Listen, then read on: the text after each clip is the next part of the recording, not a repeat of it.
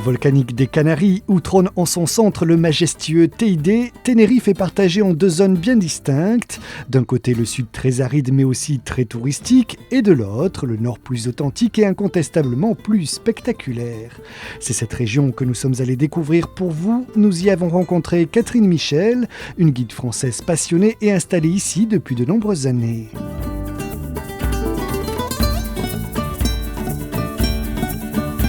Culminant à 3718 mètres, le volcan Le Teide est le toit de l'Espagne.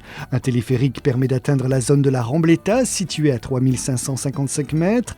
L'ascension des 200 mètres restants se fait à pied. Elle est réservée aux plus courageux, car à cette hauteur, le manque d'oxygène commence à se faire sentir.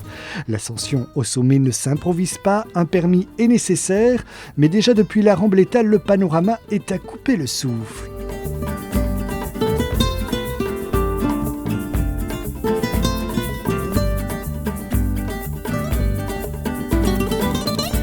Majestueux, le pic du Teide domine la région depuis 70 000 ans suite à l'effondrement du volcan originel. Le volcan qui s'appelle Teide en français, mais Teide en espagnol, c'est un nom d'origine guanche, qui étaient les premiers habitants des îles Canaries, des gens préhistoriques, des hommes préhistoriques qui vivaient dans des grottes.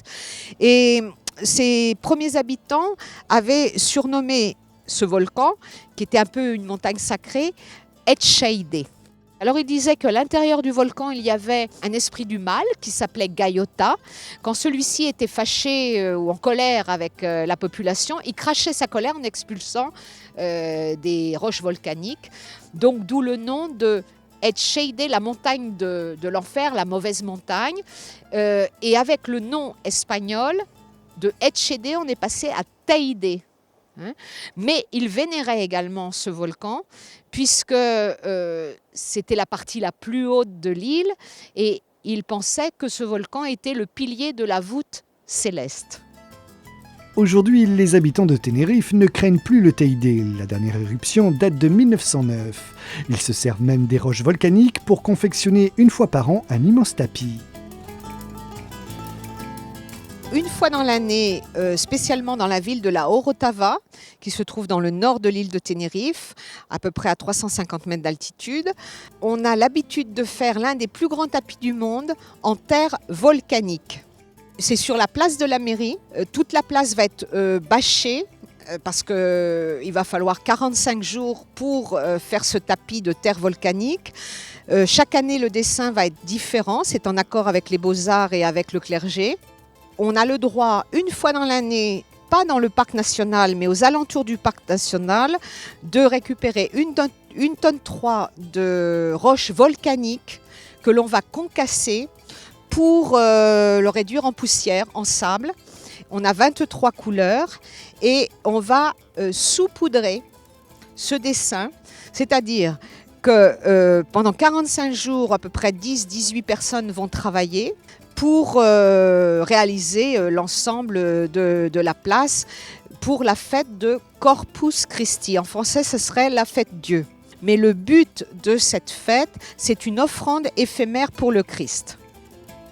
Le jour de la procession, d'autres bénévoles confectionnent des tapis de fleurs qui seront, tout comme cet immense tapis de sable volcanique, piétinés et détruits.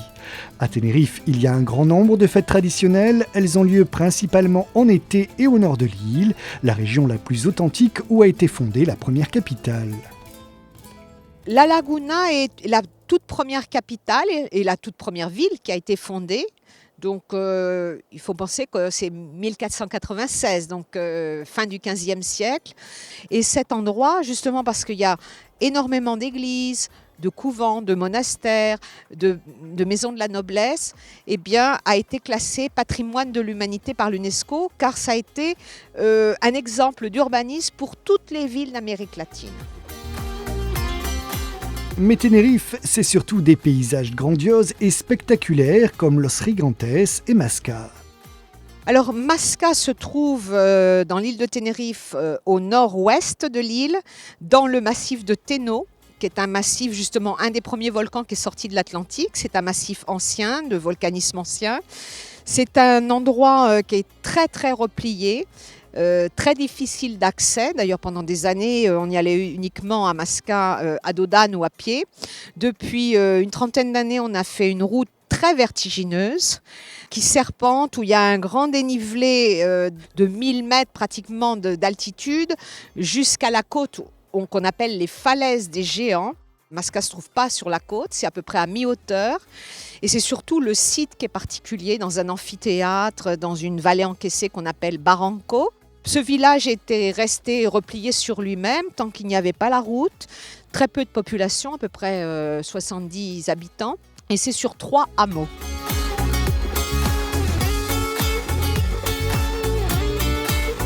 Tenerife est le paradis des randonneurs. On y trouve des sentiers pour tous les niveaux, aux abords du TID, sur les crêtes, dans les forêts, et un qui rejoint Masca à Los Gigantes.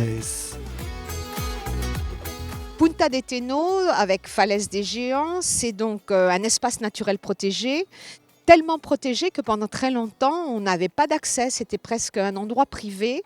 Et pour moi, c'est un endroit un peu particulier.